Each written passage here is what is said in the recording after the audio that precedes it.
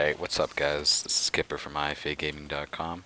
We're the Independent Fighters Alliance, and today I'll be starting a new series called TF2 Tips and Tricks.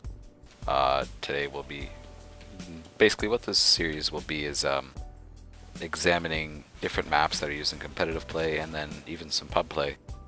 And basically some good strategies and tricks that you may not know quite about, or things that you may want to learn more about the specific map.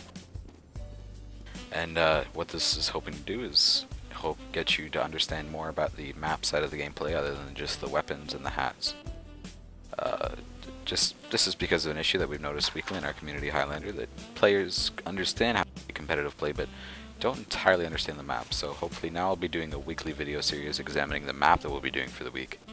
And maybe just throw in some other maps, some other beloved maps by players into that mix-up as well. So today we'll be looking at CTF Turbine Pro. This is a rendition of the classic CTF Turbine map that was released by Valve. There's a few important differences to note here. One of those being is that the typical drop down, before it's more of a drop down like that, but it's been sort of changed to the side, and you can still walk along this side here to a degree. Another important feature is what many people like to call the banana or noodle, and this is really what makes Turbine Pro Pro. This is the noodle right here. Now before, this was just sort of a closed off wall, but they've added this noodle for quick and easy access here, which is the intelligence room. I believe it's only a one-way door, so there's no... Oh no, it's actually... Yeah, it's two-way. So scouts can pick up the intelligence and intelligent captures. So I'm just going to go start off from one end of the map and explain the strategies for pushes, sentry positions, sniper positions, and more. So once we come to the spawn, so as soon as you respawn, you'll have two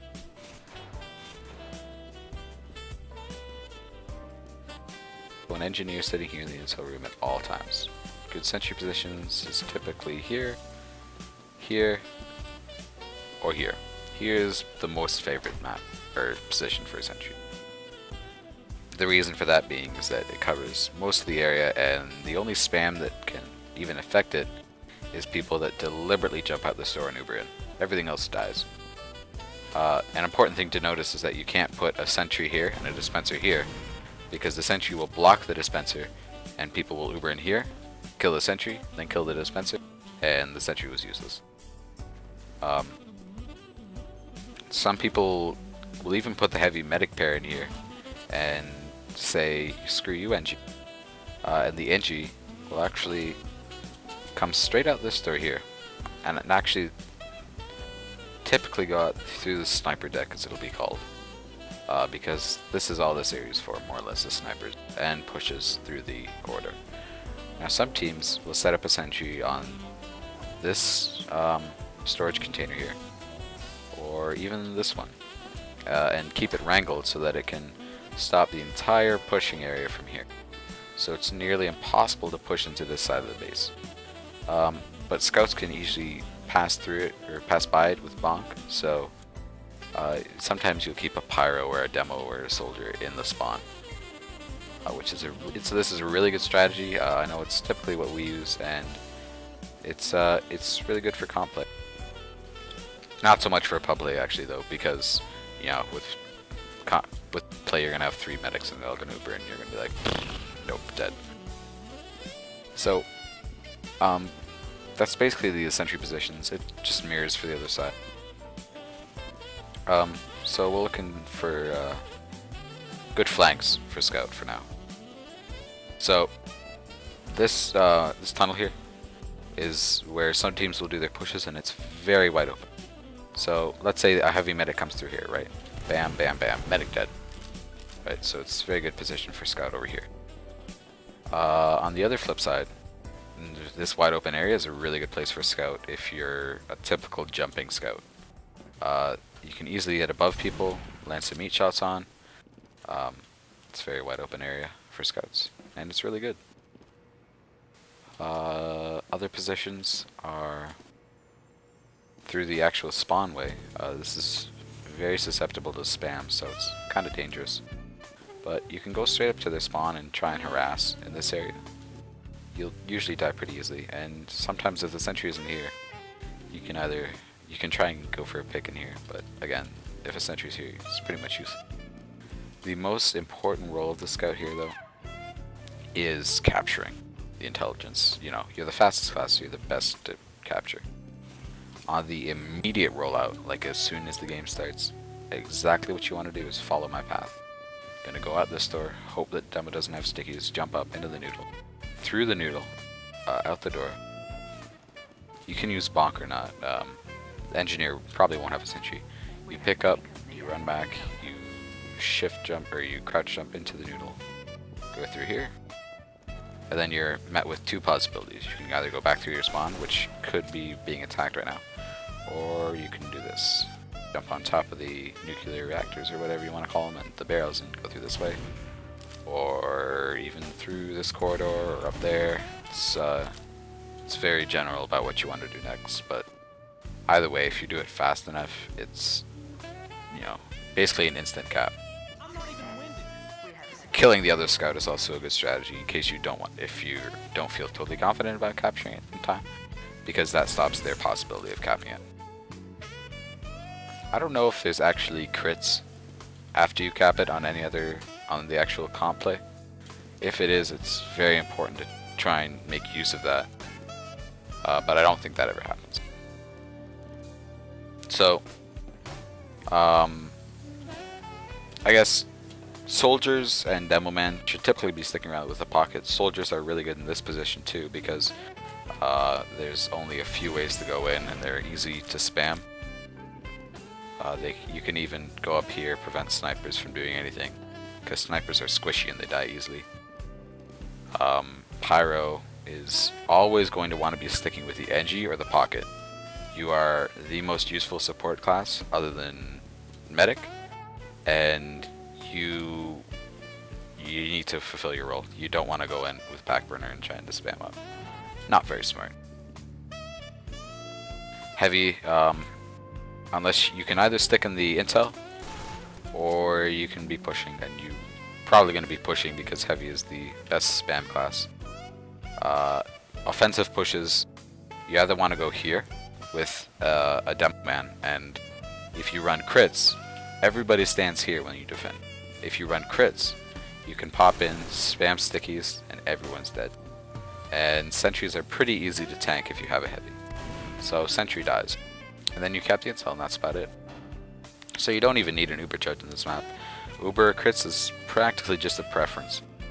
I see a lot of crits, but Uber is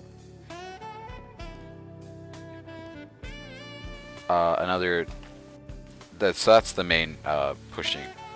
If you're running Uber though, you probably just want to stay alive out that door and hope that you can kill whatever's in your way here, and don't use your Uber till you're about here or here, or else your Uber could run out by the time you even get to the sentry. You got to make sure you keep demo mana and soldiers off your medic back though, because as soon as the Uber charge is up, your medic is up too. If their spam classes are not dead.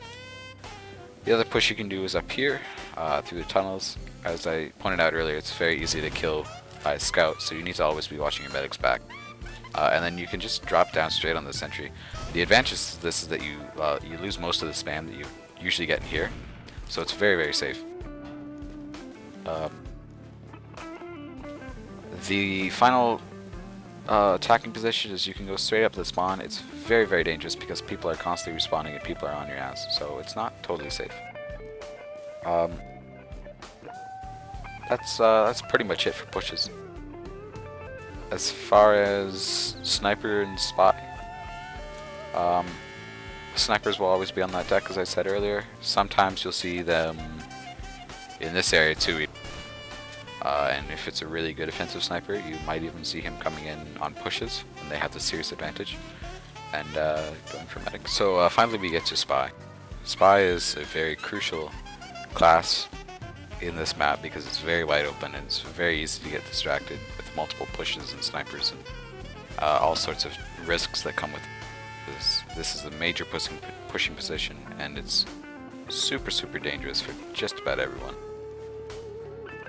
So, as a spy, it's very smart to run Cloak and Dagger in some positions where you just want to camp and wait for a medic to get out of position, or Dead Ringer. Inviswatch isn't totally great here because a lot of spam happens, and if you're detected, then it's kind of useless. Inviswatch can be useful if you want to sneak around this main area sort of thing and get behind a medic. It's personal preference. I don't play a lot of spies, so it needs to sort of require a bit more research.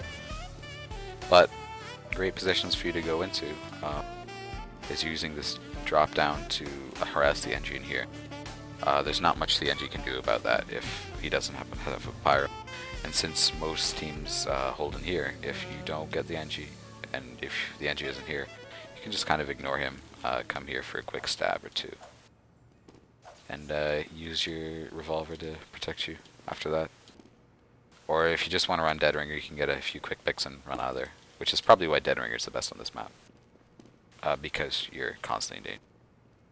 Of course, these tunnels, it's very narrow, very easy to get stabs. If you miss a stab in here, then I'll look at you and shake.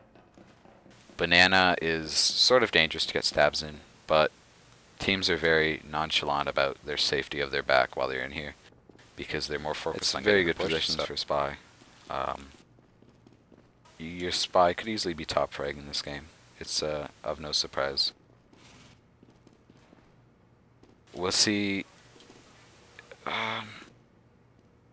We'll see exactly how good spy is in this position once the game first starts off. You know, if your spy is getting medic picks, you're definitely going to want him to keep sticking on Dead Ringer because they're going to be much more aware of you. But you know, if you're not getting a lot in the beginning, you're probably going to want to run Inviswatch or Cloak and Dagger because they don't know much of you. They're not going to be expecting much, so you kind of just want to hang out around here. A good reason for this, for running Cloak or Dagger or Inviswatch, is because the engine here, you just got to wait for him to run and get metal from up there to sap, and then it leaves him very little time to run all the way up from the spawn down here on sap his stuff and kill you. Even if you want to sap his stuff and then spam at it with a revolver, that's very effective, and by playing NG I can tell you that it's super annoying. That's basically the rundown of the map. We're looking forward to playing this Saturday with you guys, and I hope everyone else that won't be in our community highlighter has enjoyed this video review. I hope that these tips are helpful, and I'm looking forward to making a few more of these videos, so keep a watch out for those. This is Kipper for IFAGaming. I hope you've enjoyed the video, and have a great day.